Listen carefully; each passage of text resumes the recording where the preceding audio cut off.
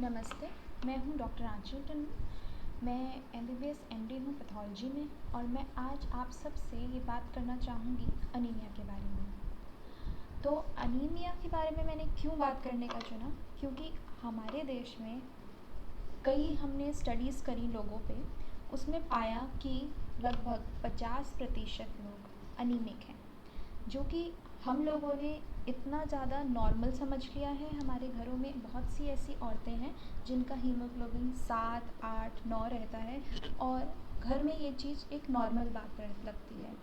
थोड़ा सा आयरन दे देता है डॉक्टर, वो 1 ग्राम बढ़ जाता है, 8 का 9 हो जाता है और वो खुशी खुशी अपने घर चले जाते हैं और कभी ध्यान नहीं देते हैं जब तक वो फिर से बहुत बुरी स्थिति में नहीं पहुंच जाते।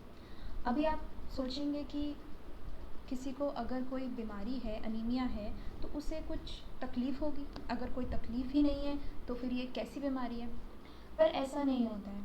अगर किसी इंसान को बहुत लंबे समय से अनीमिया है, यानी कि खून की कमी है, तो हमारा शरीर उस हिसाब से कोशिश करता है कि उसी तरह से जी लें।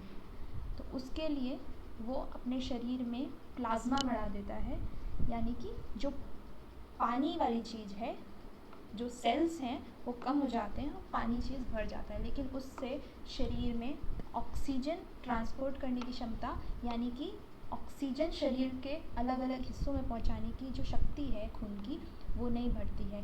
उससे वो औरत बहुत जल्दी थक जाती है। अगर आपके घर में ऐसी महिलाएं हैं जो कि बहुत जल्दी थक जाती हैं ज़रा सा काम करने से, या उन्हें धड़कन महसूस होने लगती है, थोड़ा सा काम करने से चक्कर आ जाता है, कमज़ोरी महसूस होती है, तो उनका टेस्ट कराएं, देखिए उनका हीमोग्लोबिन कितना है। और अगर आपको पहले से पता है कि आपको अनीमिया है और ये दिक्कत आपको बार बार आती है और आप डॉक्टर पे गए, कई बार होता है 90% तक ये अनीमिया आयरन की कमी से होता है। अब हम लोग अपनी आयरन की कमी के लिए घर में बहुत सी चीज़ें खा सकते हैं, बहुत सी चीज़ें जिनका हमें पता होना चाहिए कि जिनमें आयरन है, तो हम अपनी रोज़मर्रा की ज़िंदगी में खाने पीने में उन चीज़ों को शामिल कर सकते हैं। जैसे कि अगर आप डायबिटिक नहीं हैं, तो आपका ब्लड शुगर बढ़ा नहीं रहता है, तो आप गुड़ का सेवन कर सकते हो खाने के साथ। उसके अलावा घर में अगर आपके पास अनार है, आप सेब खा सकते हो और पिस्ते खा सकते हो, ठीक है। इन सब चीज़ों में आयरन की बड़ी अच्छी मात्रा होती है।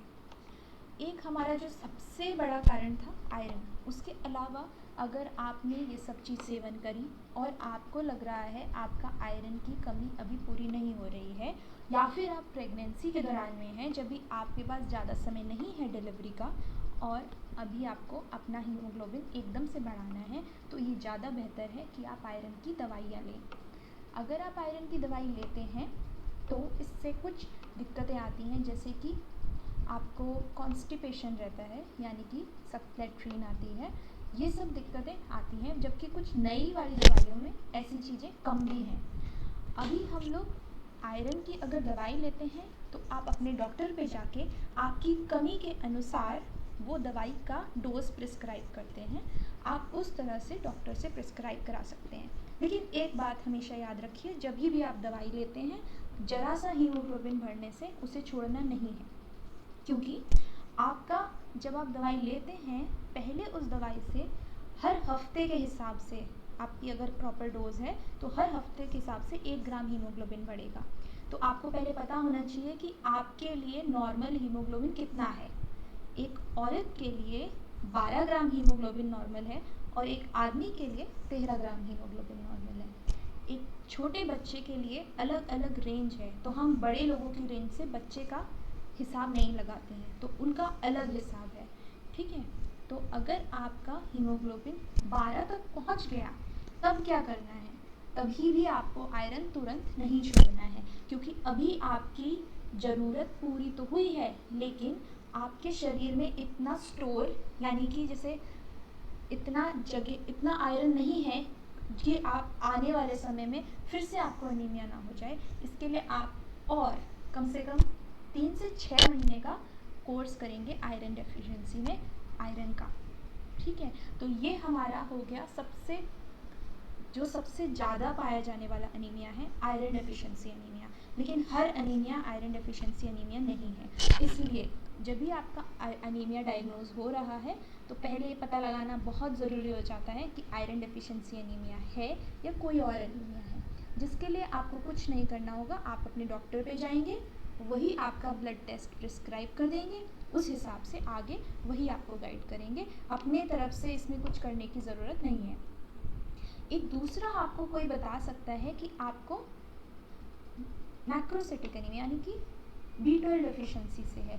एक और खाने की चीज़ है, ये हम खाली खाने से की कमी से होने वाले अनीमिया को अपने लेवल पे ठीक करा जा सकता है। तो उनमें से एक है B12 डेफिशिएंसी एनीमिया या फिर फॉलिक एसिड डेफिशिएंसी एनीमिया। ये वही फॉलिक एसिड है जो प्रेगनेंसी में दिया जाता है आपको, ठीक है। क्योंकि फॉलिक एसिड खाली अनीमिया ही नहीं करता, उसकी कमी से बच्चे में भी कुछ कमियां हो सकती हैं। तो फॉलिक एसिड की कमी प्रेगनेंसी में होने का बहुत ज़्यादा संभावना रहती है।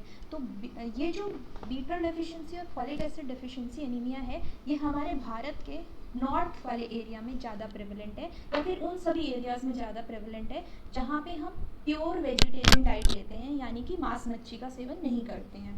तो उन एरिया में हमारे पास विटामिन B12 डेफिशिएंसी है, क्योंकि हमारा विटामिन B12 ज़्यादातर सारी चिकन, मीट, फिश, एग इन चीज़ों में है।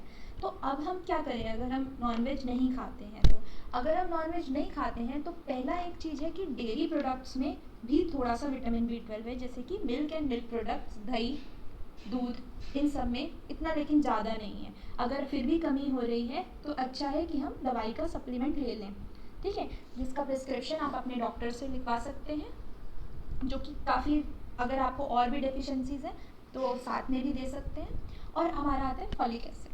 फॉलिक एसिड भी सप्लीमेंट लिया जाता है, जो कि प्रेगनेंसी में तो हम देते ही हैं, अदरवाइज विटामिन B12 के साथ हमेशा फॉलिक एसिड की साथ में सप्लीमेंट दिया जाता है। एक दो ऐसे अनीमिया हैं जो कि बहुत कॉमन है, लगभग 95% सारे अनीमियाज़ के यही दोनों अनीमिया कॉन्स्टिट्यूट करते हैं।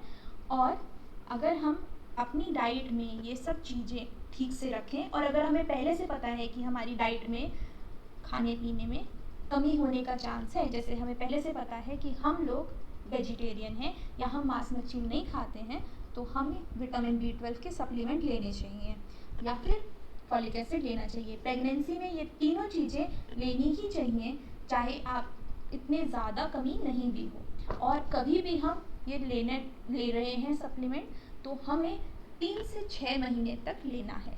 और बहुत ही बेहतर रहेगा कि अनीमिया अगर कोई पता लगता है तो पहले सारी अच्छे से जांच होने दें, पहले पक्का कर लें कि ये कौन सा वाला अनीमिया है, उस हिसाब से आगे उसको इलाज करवाएं। Thank you.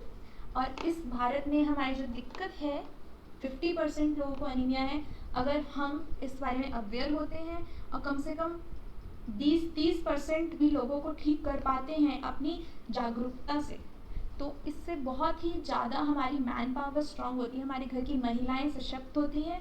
और वो जब हमारी घर की महिलाएं कमज़ोर रहती हैं तो फिर हम लोगों के घर में कुछ भी अच्छा नहीं हो सकता है। तो हमें अपनी घर की महिलाएं, अगर वो उतनी ज़्यादा पढ़ी लिखी नहीं भी हैं, उतनी ज़्यादा समझ नहीं भी रखती हैं, तो घर के बड़े और घर के आदमी उनको ध्यान रख सकते हैं।